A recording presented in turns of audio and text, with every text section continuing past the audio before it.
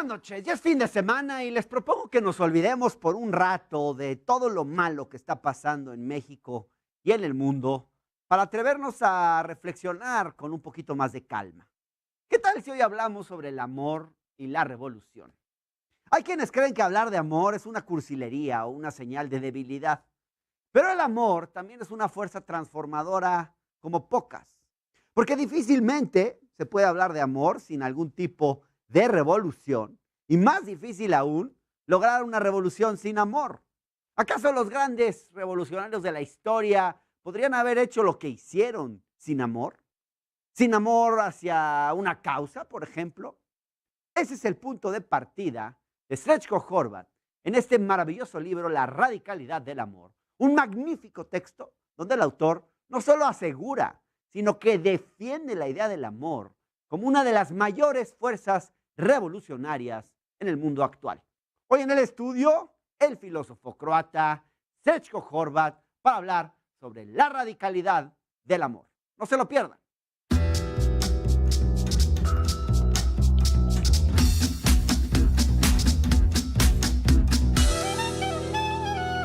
Bueno, y como todos los viernes, tenemos una vez más a nuestro queridísimo Nicolás Alvarado, quien nos dará su recomendación siempre atinada para este fin de semana. Nico. Hernán, pues creo que esta sí te pareció atinada en efecto, porque te la hice antes en corto y sé que ya viste Spencer, que es una película que diría que te recomiendo contra todo pronóstico. Voy a decir que la vi por abnegación conyugal. En algún momento mi esposa me dijo, pues veamos, le dije, bueno, pues ahora ¿No la querías ver? No la quería ver y te voy a confesar por qué. Pues a mí lo del mundo de la realeza no me interesa mucho. No Uy, a soy mí me un encanta. no me extraña. Te voy a decir que ya si nos vamos a la realeza, pues yo sí le ando pegando más a la del siglo XIX, a la del siglo XVIII, Bueno. y no a la de Lola. Yo no soy de la legión de devotos de Diana de Gales, digo, me parece un personaje, pues en fin, de las páginas de sociales, que tuvo un final muy trágico y muy triste, como cualquier ser humano. No me parece que haya hecho aportaciones torales, Sí, digamos, no, para nada. al pensamiento o a la actividad política o social en el mundo. Cero. Parece una historia rosa de sociales, pues. Entonces la vi con gran escepticismo y la sorpresa fue mayúscula y fue positiva. A ver, había una pista que era una buena pista para saber que era una buena película, que es su director. Su director es Pablo Larraín. Pablo Larraín es un director chileno que se hizo muy famoso en el mundo, digamos, del cine, de arte, en el mundo festivalero, con una película que se llamó Tony Manero, sobre un hombre chileno de clase baja que trata, digamos, de evadirse de su realidad imitando a John Travolta en Fiebre del Sábado por la Noche, que se ve envuelto en pues, cosas muy complicadas en términos emocionales y en términos sociales. Esto lo hizo saltar a la fama. Lo hizo hacer otra película que se volvió también muy famosa con Gael García Bernal, que es No, una película justamente sobre el referéndum chileno, que es una película muy poderosa en términos políticos. Y eso lo hizo saltar a la fama en Hollywood, donde nos entregó Jackie, que es una película sobre Jackie Kennedy después del asesinato de John F. Kennedy, que me pareció correcta y desnatada. Es decir, no me parecía hasta ahora que en Hollywood hubiera tenido la gran oportunidad de lucir su talento cinematográfico Pablo Larraín. Bueno, creo que llega con Spencer y creo que llega porque encuentra perfectamente cuál es el quid que importa a la hora de contar la historia de la crisis matrimonial de Diana de Gales, que es, pues digamos, una película sobre la locura, es decir, lo que presenta Spencer con una actuación extraordinaria, y ahí lo debo de confesar, yo tenía mucho escepticismo sobre, pues digamos, cómo podía funcionar Kristen Stewart, la actriz de Crepúsculo, en este contexto. La sorpresa fue gratísima, me recordó su gran actuación infantil en La Panic Room de David Fincher, como la hija de Jodie Foster, en la que está muy bien.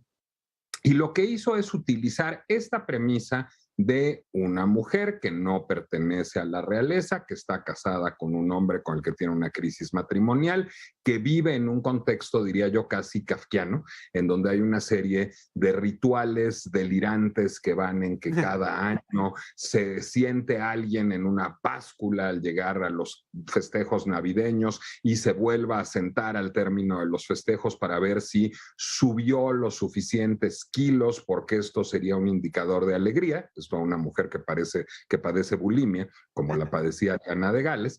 Bueno, lo que hace es una película extraordinaria sobre el absurdo y la locura. Es decir, olvidémonos de Lola, olvidémonos de Diana de Gales, olvidémonos de Camila Parker Bowles. Es la historia de una mujer que vive en un mundo kafkiano, en un mundo francamente surrealista, que sigue unos rituales absurdos que no llevan a nada, pero que son extraordinariamente rígidos, y que está a punto de tronar bajo esa presión. Es decir, que está, pues digamos, teniendo una disociación de su personalidad provocada por todo este contexto y que está a punto de enloquecer, y lo que hace es contar esta historia de manera subjetiva, es decir, todo lo que sucede en la película lo vemos a través de los ojos de Diana de Gales, de una Diana de Gales que no está segura de si la aparente mucama que le fue asignada es su amiga o es un espía, que no está segura de poder tener siquiera la libertad de comerse un pastel a medianoche porque está siendo vigilada, que vive en un entorno militarizado completamente. El principio de la película es absolutamente brillante, en donde vemos que, pues digamos, llevar las viandas para que pase la familia un fin de semana navideño en uno de sus castillos es literalmente una operación militar en donde está el ejército involucrado y en donde hay una precisión cronométrica que permite, digamos, llevar a cabo todo esto.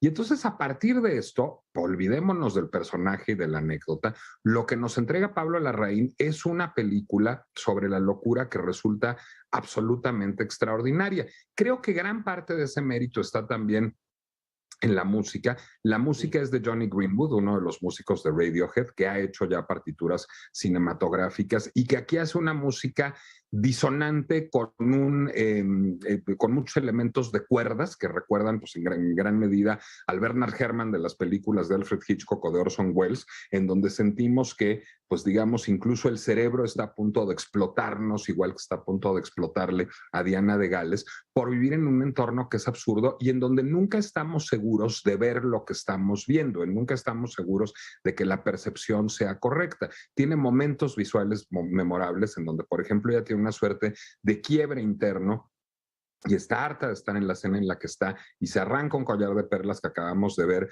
y las perlas caen en un plato de sopa verde y ella empieza a comerse esa sopa verde con las perlas adentro, lo que es una imagen poderosísima de lo asfixiante que resulta este lujo, esta desmesura y estos rituales absurdos a los que vive enfrentada permanentemente.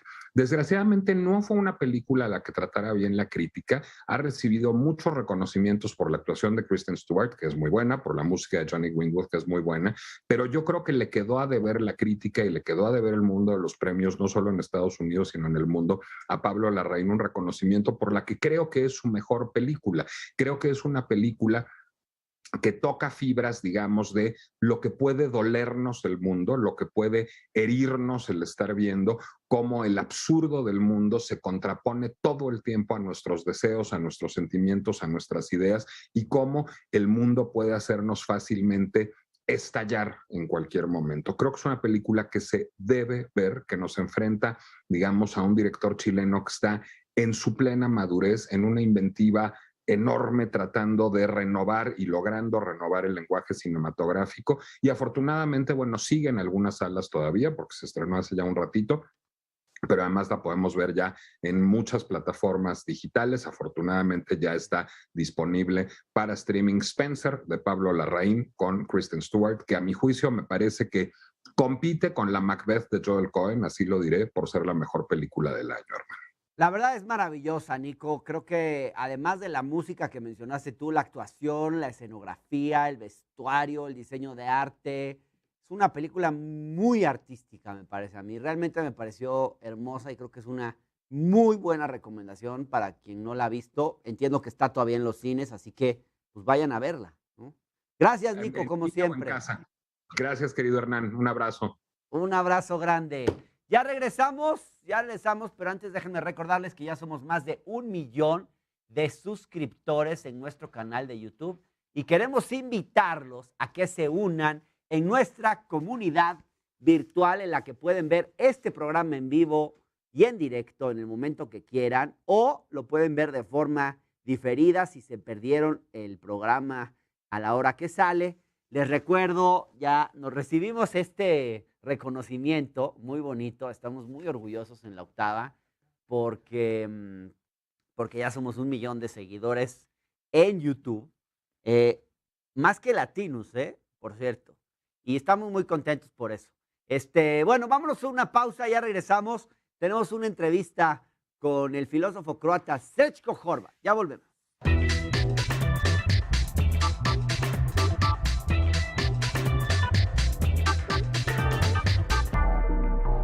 De la tarde con 27 minutos.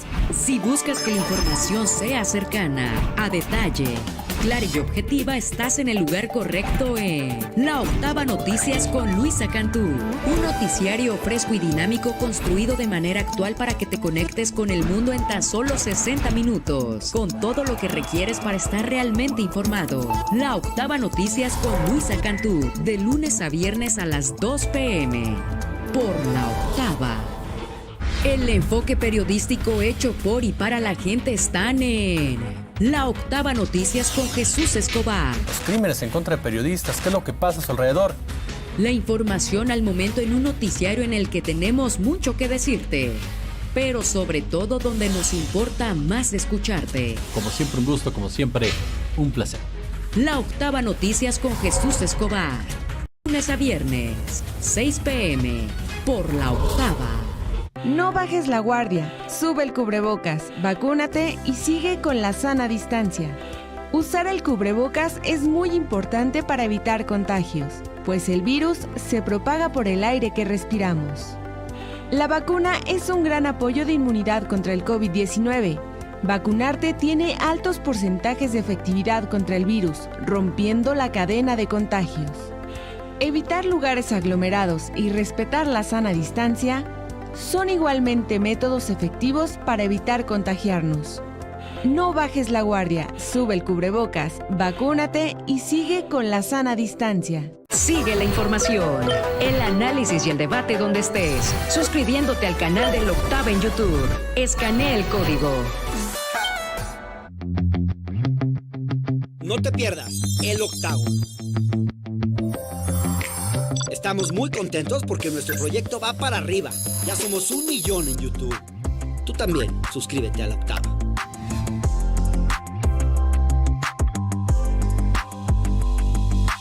Cierra tu día bien informado con el recorrido por los acontecimientos más importantes de los ámbitos local, nacional e internacional para ponerte. ¿Qué ocurriría si pudiéramos pasearnos por la historia revolucionaria del siglo XX y preguntarle a personajes como Vladimir Lenin o Che Guevara sobre su postura ante el amor? ¿Qué nos dirían? ¿Que es algo conservador o algo revolucionario? Bueno, este es uno de los temas que SRÉCKO HORVAT aborda en su libro La radicalidad del amor. Y bueno, ahí él pues nos asegura que el amor es una de las mayores fuerzas revolucionarias en el mundo. Para conocer más sobre este estupendo texto, les dejo esta cápsula que preparó el equipo del Octavo. La editorial Catacrack publica un pequeño ensayo del filósofo croata SRÉCKO HORVAT, La radicalidad del amor, donde se defiende que una de las mayores fuerzas revolucionarias en el mundo actual es el amor. HORVAT piensa que el amor, con su capacidad de romper moldes y dinámicas, tiene un inmenso potencial de transformación social y es una de las energías que podría cambiar el mundo. Ahora bien, HORVAT plantea que el amor revolucionario no tiene nada que ver con el concepto neoliberal de sexualidad libre, en que se rechaza cualquier compromiso. El autor apuesta por reinventar el amor, con la premisa de que el amor es una parte básica de la sociedad y que toda revolución debe comportar también un cambio en la concepción del amor. Nunca realmente podremos imaginar un mundo diferente y mejor sin la reinvención del amor. El filósofo croata asegura que el amor está más en peligro que nunca. Por una parte, está amenazado por el capitalismo, que apuesta por que el individuo rehuya cualquier compromiso con los otros, y por otra parte está el integrismo islámico, que trata de excluir cualquier tipo de deseo. HORVAT asegura que el modelo neoliberal de libertad sexual excluye el amor, porque el amor supone compromiso, y supone, por eso mismo, riesgo. Y subraya, amor sin riesgo no es amor. ¿Qué me importa Vietnam si tengo problemas con el orgasmo? Es el título de uno de los capítulos de La radicalidad del amor, que aprovecha una cita del artista Dieter Kunzelmann. Para HORVAT, la preocupación por el bienestar del mundo no es excluyente con la preocupación por el propio bienestar sexual. De hecho, apunta que en las situaciones de rápido cambio social, la gente también puede buscar satisfacer su amor y su deseo, y que ambas fuerzas se retroalimentan. Pero HORVAT va más lejos. Considera que el amor es una fuerza revolucionaria, de primera magnitud, porque aquel que ama se entrega totalmente al amor. Es, pues, alguien que no tiene límites, ni miedos, ni frenos. HORVAT concluye que, para el sistema establecido, el amor es peor que el ébola, y asegura que no se puede ser revolucionario sin grandes dosis de amor. Para comentar más a profundidad este texto, le doy la bienvenida en el estudio, en el octágono, a SRÉCKO HORVAT, filósofo y activista croata. Nice to have you here in el octágono. Hola, and I'm really excited to be in Mexico City, yeah. And with you again, we saw each other in Guadalajara. I know. It was a very nice conversation. SRÉCKO, you tell us something about you for the people in Mexico who don't know you. Some people say that you're like a young Zizek. Is there something similar between you and Zizek? Well, I think what is similar is that we were both born in socialist Yugoslavia. Yeah. Of course, Zizek is much older than me. Yeah. Published. You know him. He was your. Yeah, we are good friends. We know each other for 20 years. We published a book together, What Does Europe Want, for Columbia University Press years ago. Yeah. We're in touch and so on. So I wouldn't say I'm the young Zizek, but probably people, when they hear this kind of English we speak, Balkan English, are gesticulate. You know, we in the Balkans are very similar to you in the Mexico. We are very passionate people, so I think that's the... But see, it seems like you both like to provoke, and you both like to think outside the box. I think something in common, right? I think another commonality might be critical theory, how we approach popular culture, use movies, historical references in order to try explain something like the radicality of love. Tell us what is critical theory, please. Excuse me? Tell us what is critical theory. Well, critical theory is to whom? I don't know which camera do I have Anyone. to look at. Yeah. Critical theory would be to criticize or to make aware people what is behind the screen, for instance. What kind of property relations there are in a television like this, I have no clue, I must say. But critical theory, of course, is connected to the Frankfurt School, Adorno, Horkheimer, philosophers from the 20th century who used philosophy and analysis in order to understand society, to understand ideology, how society is formed by ideology, and in order to provide solutions for a better society. That's how I would explain critical theory on television, of course. Yeah. No, it's good. It's good. You're a philosopher, but you're also an activist, right? What kind of activism are you involved in? Well, on the one hand, it's very local in the place where I live. But on the other hand, it's internationalism. I'm a hard-boiled internationalist. I'm part of an organization which is called the Progressive International, and DiEM25, the Democracy in Europe movement, which I founded together with Yanis Varoufakis, the ex-finance minister of Greece. So what we are trying to do is to connect movements all around the world, to provide policy programs for a better society, whether it involves a green transition, more equality, workers' rights, all different sorts. And we cooperate with a lot of movements all across the world, even in the Latin Americas. I mean, we are now also watching at different elections which are taking place in Latin America, sending delegations there to observe the elections, to see whether everything is fair, not corrupted, and so on. So besides just writing, I spend a lot of time traveling, organizing, talking to people. I mean, similar to you in a way. Let's talk about this book, The Radicality of Love, which I love the title. And it is not so common to mix love and politics. If I understand correctly, in this book, You say that truly revolutionary politics cannot ignore love because we cannot reinvent the world without reinventing love, as Rimbaud used to say, about this idea of that love has to be reinvented. How do you summarize this point? Yeah, I mean, it's a book I have written now. Some years have passed, but... it's your most famous book, right? I guess so. I think, yes, it was translated in, I think, 8 or 10 languages already. I'm very glad that it's now here in Mexico as well. And the main point is actually that you cannot divide politics and love. And what I was interested in was how did past revolutionaries, from Alexandra Kollontai, Vladimir Ilyich Lenin, to Che Guevara, Aleida Guevara as well, how did they, in a situation in which you have a very big social upheaval, in which you have a big social transformation, protests, guerrilla war, but at the same time, people are falling in love. I mean, just go to any protest here in Mexico City, anywhere in the world. I've been to many protests, from Occupy Wall Street to the Greek protests and so on. And you will see that, especially in those politically, politically filled moments where you know that something important is happening, it's also very often moments when people fall in love. And what I was interested in was, what's the connection? And is there something similar between love and revolution on the other hand? And I found out there is. There is a lot of things which are similar, especially between not so much love, but falling in love and revolution. Because the moment of falling in love and revolution is a moment in which all the coordinates kind of disappear. You are ready to move to another city. You are ready to travel, not to answer your phone for 1 month. You do things which otherwise you wouldn't do. Maybe you change your ideology. Maybe you change your music taste. Who knows? But it's a moment which kind of completely removes the ground. And then my question was, what's the next step? Because people obviously cannot stay at the level of falling in love, because we would all either commit suicide or go crazy. It's too much very often.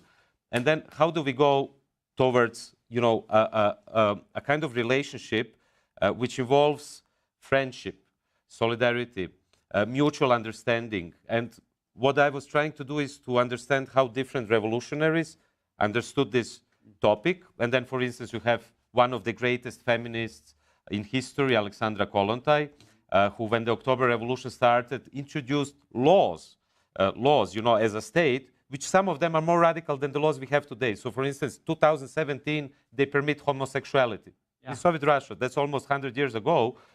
So they allowed abortion. Divorce, which at that time in Tsarist Russia was really a taboo. So you can see that, revolutionary politics also has to tackle emotions, relationships between people, but it's also a very ambiguous thing. For instance, I quote Che Guevara, and his letters to Aleida Guevara, where Che Guevara says at one point, a true revolutionary has to be led by a great feeling of love.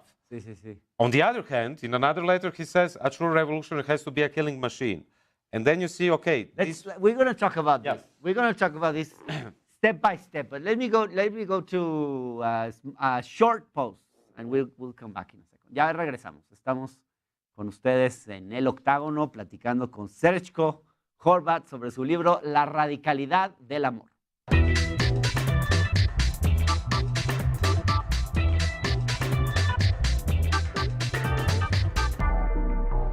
¿Qué es la Octava?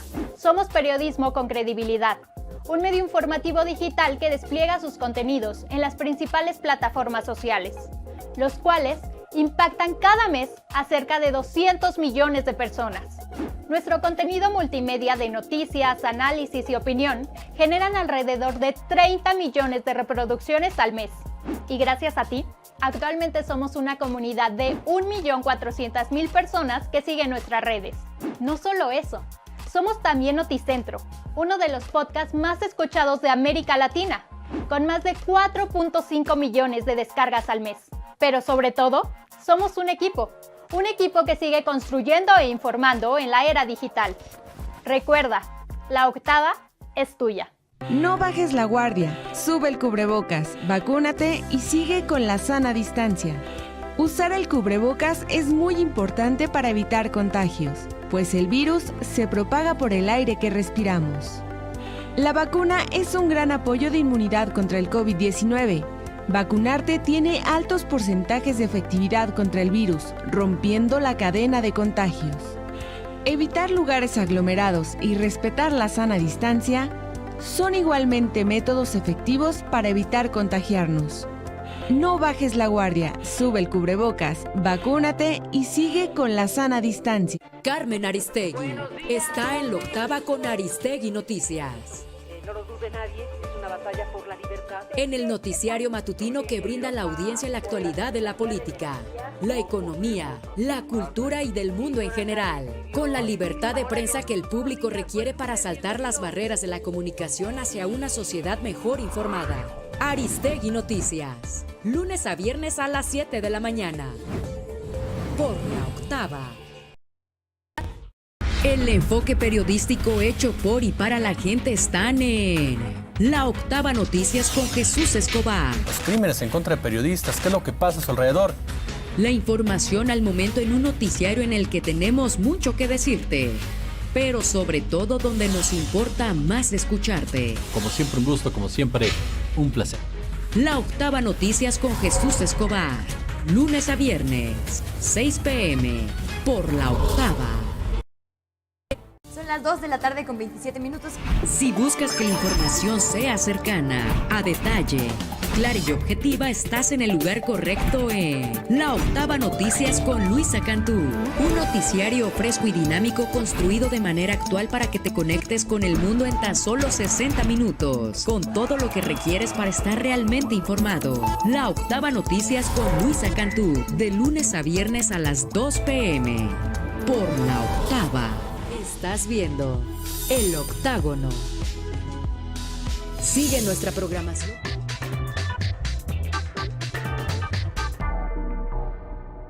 Gracias, estamos de vuelta en el Octágono platicando con SRÉCKO HORVAT sobre su libro La radicalidad del amor. SRÉCKO, you say something that you say that the worst thing that can happen to love is routine. And you say that love has to be something dynamic, in constant evolution. And the same should happen to a revolution, right? Otherwise, revolution becomes conservative or reactionary. How do you explain this? I like this, the way you use this parallel between love and revolution. It's true. Yeah, well, I would first say that some sort of routine is good.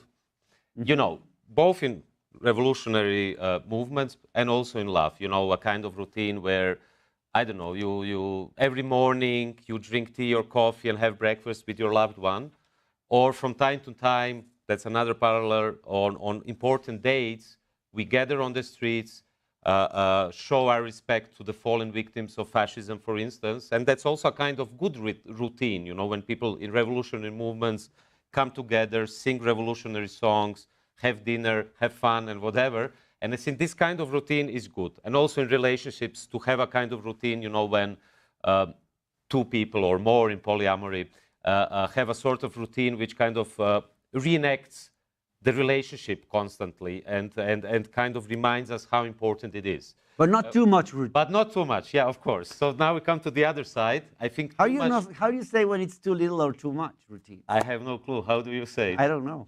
Yeah, it's I mean. But what would be too much routine? I think too much routine would be to get used to it and not to find in it something special anymore, you know, because I think also what happens in revolutionary movements is that these parades, when it's on an important day, very often it's just a theater which is not really hitting people in the heart or in the head, which it should be doing, you know. I think both true love and a true revolution should kind of transform your heart and your soul. And in this sense, I think that love and revolution has to be reinvented every day. You know, we need this kind of, I'm not the first one to talk about it, especially not here in Mexico, a sort of permanent revolution.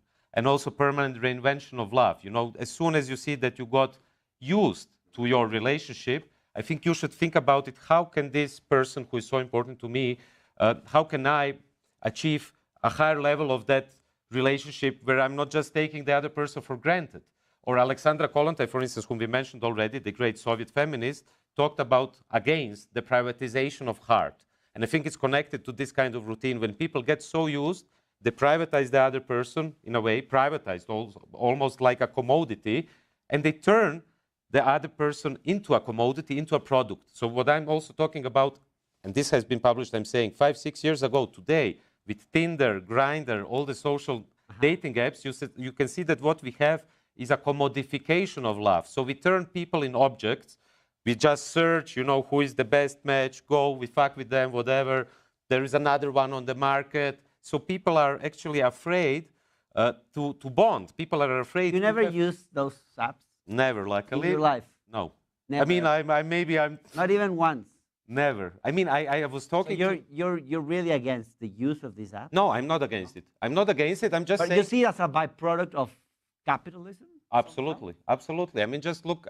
We engage in a logic in which we think that we can sort of buy people or dates as if we would be buying clothes in the market.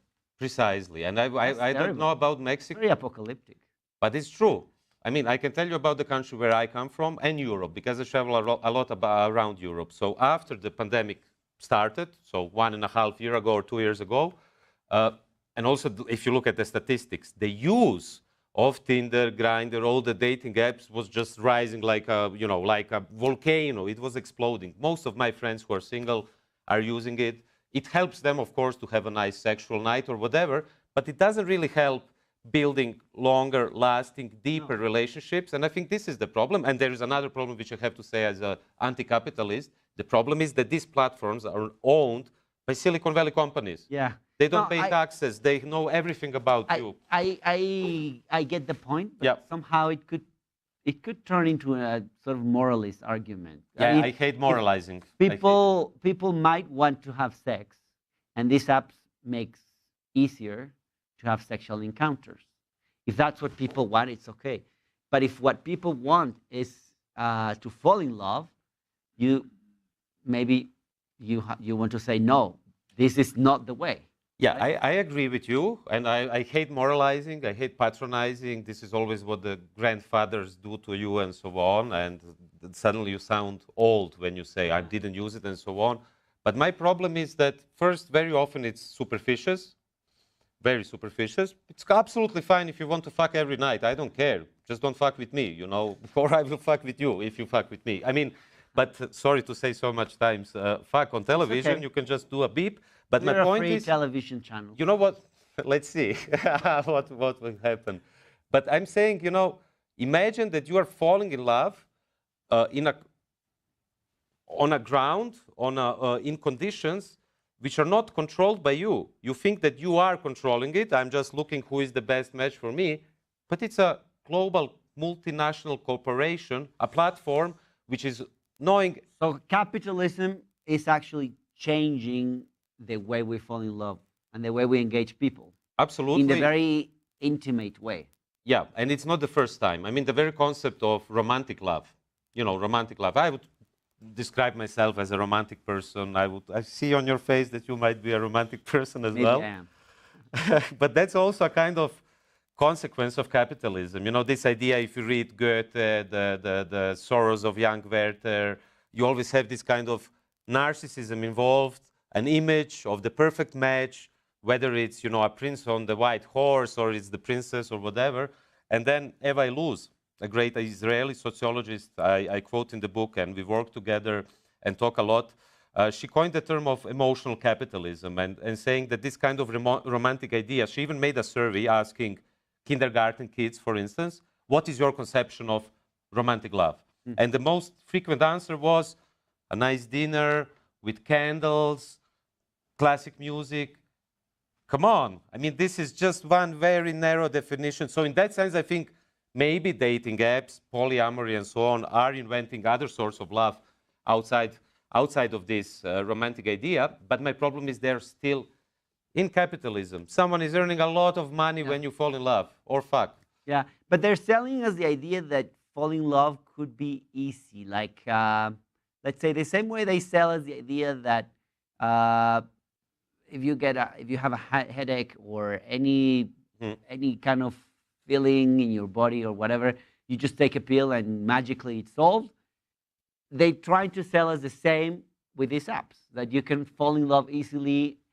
And I think that what you want to say in this book is that falling in love that we need to have some pain, that we need to, you emphasize the word fall in love. We need to, the actual word is to fall, right? And to take risks. And this is what these apps are taking out of us, right? I mean, if you look at all aspects of society today, you will see that what is happening is they are trying to remove risk from everywhere, whether it's prohibiting smoking. So now it's not you yourself who can decide whether I will smoke and kill myself. It is someone else, the state, who will decide whether I will do it or not. Same for falling in love. I mean, what is falling in love without the fall? That's what Alain Badiou said. Zizek took it later. I also use it because in many European languages, you have this reference. How do you say it in Spanish in Mexico to fall in love? Enamorarse. ¿Cómo se diría? And is there a fall in it? Caer enamorado. Is there a fall in it or not? No, I don't think so. Yeah, you see? No. But in English, also in some other languages, you have the fall. And it's kind of, you can imagine it like Alice in Wonderland falling inside, complete darkness. You don't know what there will be. And this is... And in revolution should be the same. We need to somehow fall. I think in revolution, if you have any kind of reservations or calculations, then you're either an opportunist or a bad person, I would say. You have to be 100% in it. But it's also, I think it's important to add what I also say about love in the book. This is just the start. This is just the start. I mean, you have to work on it. On a love relationship, you have to work. It's work. It's not just, you know, I'm on the beach. And capitalism is selling us the idea that even relationships can be easy and you can buy them in the market, almost like that. And what happens then? People get disappointed. Then they go take Prozac or whatever. Yeah, Xanax, exactly. We're all taking, well, not me. So many people are taking Prozac these days. Yeah, because they sell you an idea. You cannot fulfill the idea because you want to have this romantic idea of a functional couple or whatever. And you're never going to get it. So you're always going to be unhappy. Yeah. You say something really nice in the book. You say, only by making apparently naive questions can we achieve truly radical answers. Solo proponiendo preguntas aparentemente ingenuas podemos llegar a respuestas realmente radicales. It's a wonderful statement. Can you explain this in detail? Okay, a naive question, not connected to love. Cars. Look at Mexico City, how many cars there are in Mexico City. Look how, pretty recently, during the last few years, everyone is talking about electric cars. You know, Elon Musk, Tesla, all these big companies, Volkswagen is now going into electric and so on. And my question is not so much, first, one naive question, and it's not naive at all, is why do you think that just doing lithium instead of fossil fuels will get us out of the huge climate crisis if we know that lithium is polluting the environment, it is creating civil wars in Africa, it is contributing to coup d'etats in Latin America. So that's one first naive question. But an even more naive, I'm saying it in quotation marks, naive question is why do we need cars at all? Why would every person own one car or more cars? Why is everyone driving alone in the car? Why don't we invest more money into public infrastructure, public transportation, something which wouldn't be private property, again owned first by the middle class, higher middle class, who have the money to buy an electric car? No, I really like this idea of making naive questions. Like, I think kids do that. Kids do that a lot, yeah. And when we grow up, we forget about that. Yeah. But give us more naive questions that we should be making to ourselves. In the realm of love, for example. Can you think of anyone? I don't know, I have you got me, I don't know. I mean, I haven't... Vamos a una pausa en lo que SRÉCKO piensa esta respuesta. Ya estamos de regreso. No se vayan.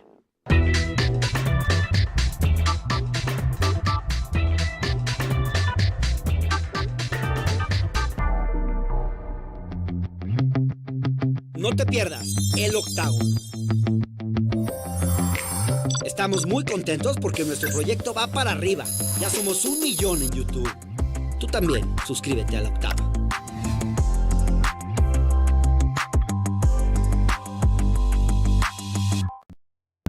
Sigue Sigue la información, el análisis y el debate donde estés, suscribiéndote al canal del Octava en YouTube. Escanea el código.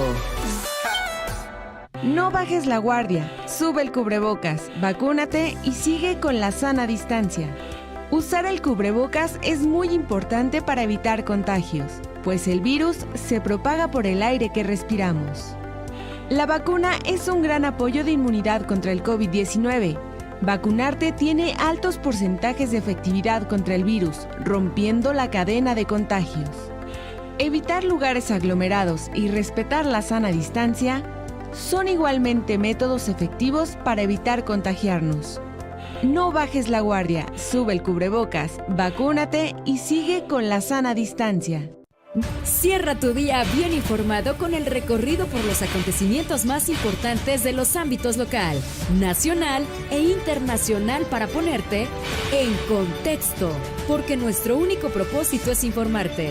Acompáñanos hoy y toda la semana en este espacio construido con el rigor periodístico del equipo profesional del Octava. En contexto, con Rubén Luengas, lunes a viernes a las 9 de la noche, en la Octava. El enfoque periodístico hecho por y para la gente están en La Octava Noticias con Jesús Escobar. Los crímenes en contra de periodistas, ¿qué es lo que pasa a su alrededor? La información al momento en un noticiario en el que tenemos mucho que decirte, pero sobre todo donde nos importa.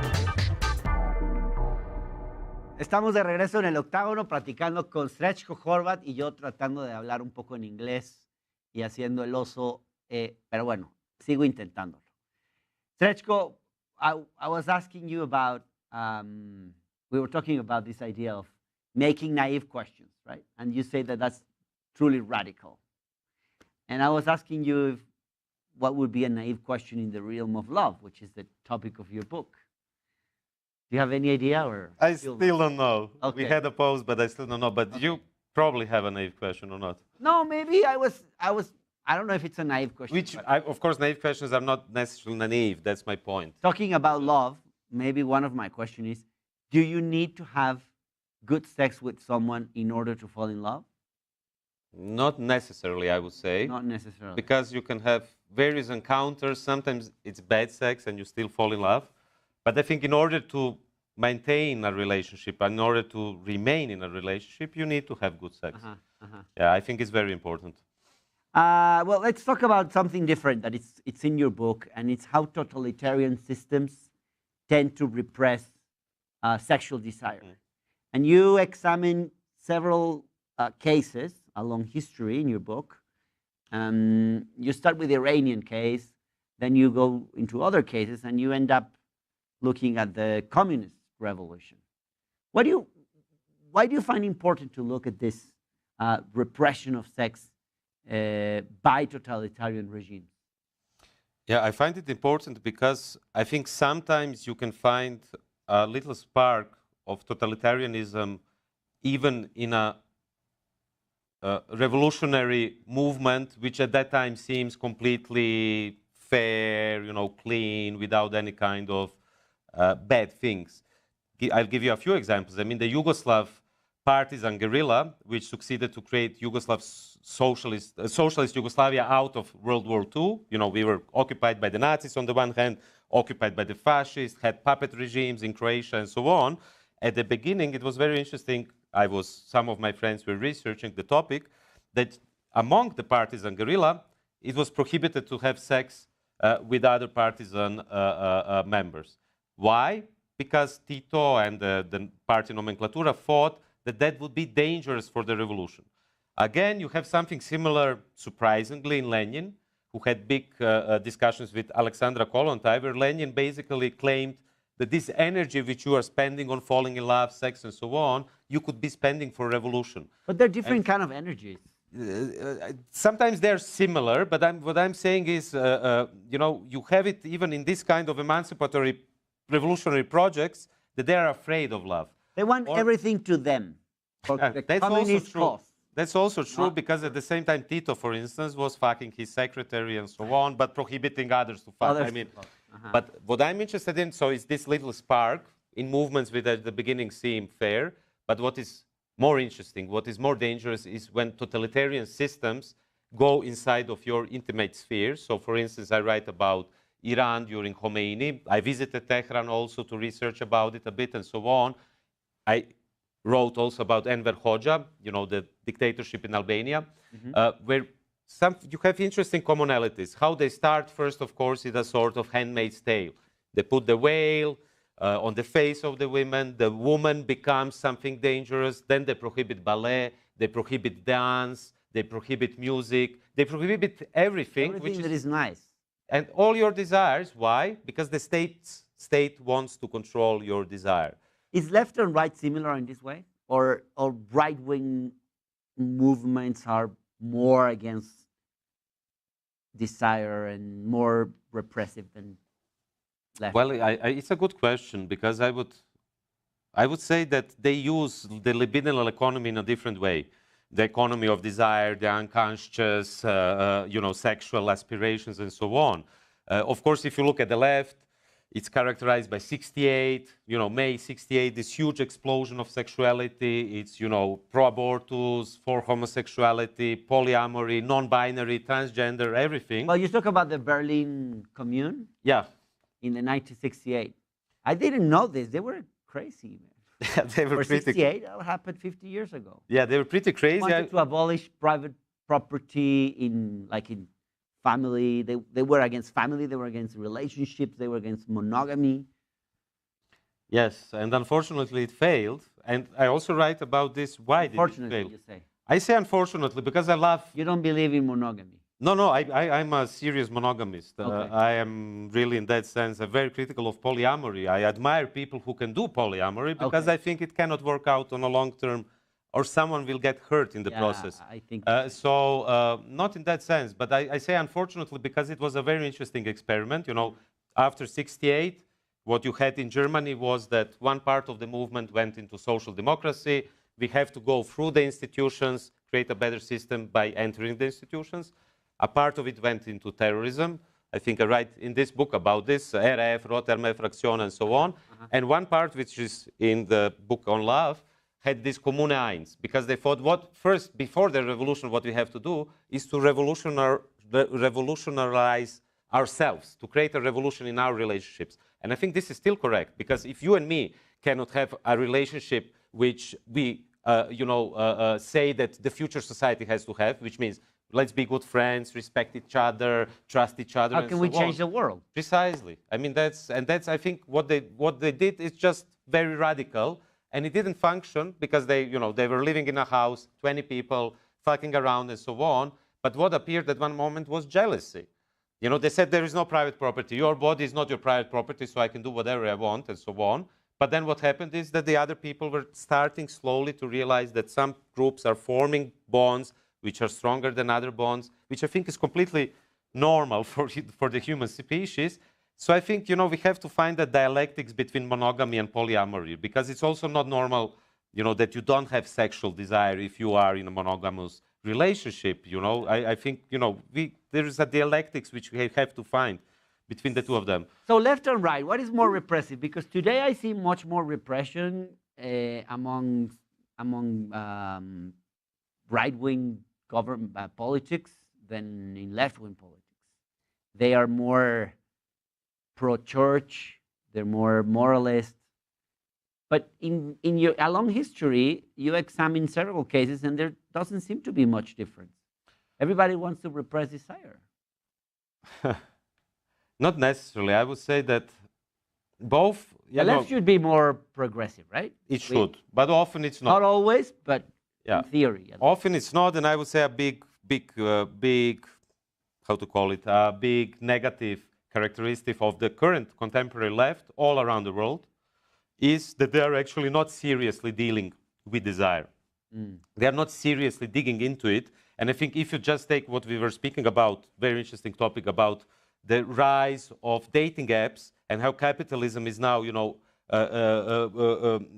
creating commodities, so commodities which are emotional commodities, and how they are actually capturing a lot of spheres of our life, I think the left finally has to start thinking about it, proposing, okay, if the dating apps covered so much space of dating already. What is our proposal? Do we have an alternative how people can fall in love so that no data harvesting appears, no ads, commercials in the meantime, so that a big brother doesn't know everything about your sexual aspirations?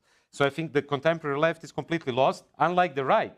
I think the right today, if you look at the storming of Capitol Hill in Washington, if you look what Bolsonaro is doing, how populism they are using in order to create a desire, they are actually very well in using desire, I would say. And traditionally, that was the role of the left. If you look at 68, the Yugoslav Revolution, other revolutions, Allende, we could go on, Mexican Revolution, you know, they were the best parties, the best demonstrations, the best music, the best food, the best falling in love was at leftist revolutions, at leftist demonstrations, and so on. Yeah. This is kind of all gone today, I would say. What happened to the Russian Revolution? In the book you mentioned, and you were priorly talking about it, how the Russian Revolution brought about a sexual revolution, and how they allowed homosexuality and divorce and expanded women's rights, but that lasted for a very short time.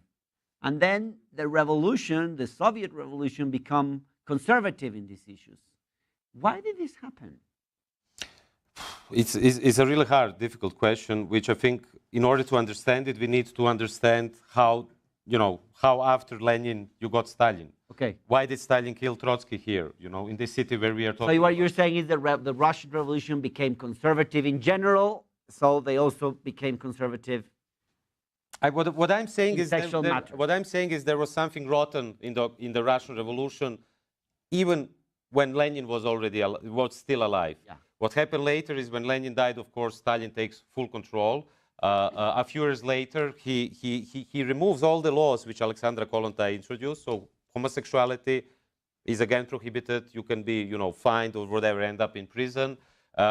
Divorce, it's more difficult, more problems with abortion. You know, it completely changes.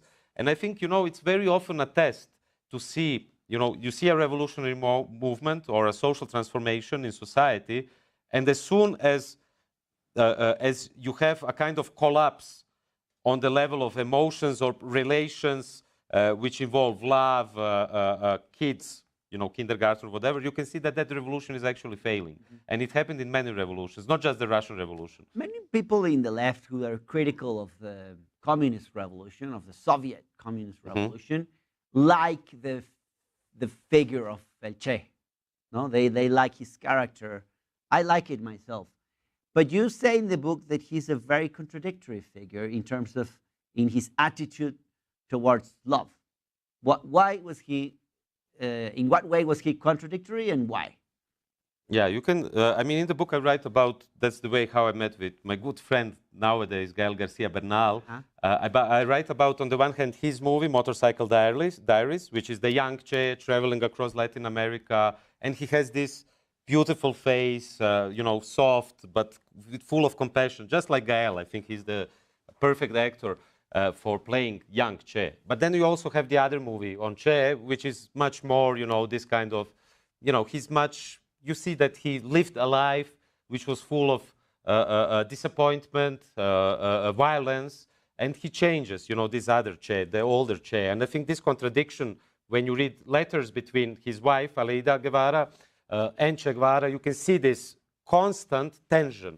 You know, I would love to be with my family, but I cannot be with my family because I have to do the revolution. I would love to be with my beloved one, but I cannot do it because I have a cause which is more, at that moment... But he also was talking about hatred towards his enemies, right? And about love towards his enemies. So a message of, his message was sometimes love, sometimes hatred. Yeah, I mean, that's the contradiction which wasn't resolved. And I think it's very often in many revolutionary movements like that. I would tend towards the love, you know, that at one point you can even try to understand the enemy. Of course, I wouldn't love the enemy, but you need to understand the enemy in order to defeat the enemy, you know? We almost have to leave, but I want to say, I want to talk about your other books. We have 2 minutes, but you brought other books. I didn't ever hear. Los libros de SRÉCKO no se consiguen tan fácilmente en español, pero hay una librería que se llama Volcana, que está en Manuel Carpio 117, en Santa María la Ribera. Ahí pueden conseguir estos estos libros, este tipo de libros, además, son textos que valen mucho la pena. Just tell me something brief about this one, which is a wonderful book, and we spoke about it earlier. Yeah, thanks a lot, and I really enjoyed our earlier conversation as well, and all my trip to the book fair, thanks to Paula, to Guadalajara, and my publisher. I mean, it's a book on the apocalypse. It's my last book. It was a very difficult book to write because it's about climate change, earthquakes, volcanoes, bloody COVID, the pandemic, which is not finished yet. And what I try to understand is what these mega catastrophes which are happening can teach us. How can we, out of this catastrophe, grow stronger, change the world in a better direction? Yeah. Thank you very much, SRÉCKO, and it was nice to meet you, and I hope you come back to Mexico soon. I hope so too. I fell in love with this city, so just invite me, I'm back. Anytime. Thank Thanks. you. Gracias, gracias. Aquí terminamos. Los dejo con Rubén Luengas, quien tiene, como siempre, lo más destacado de la información en contexto. Buenas noches.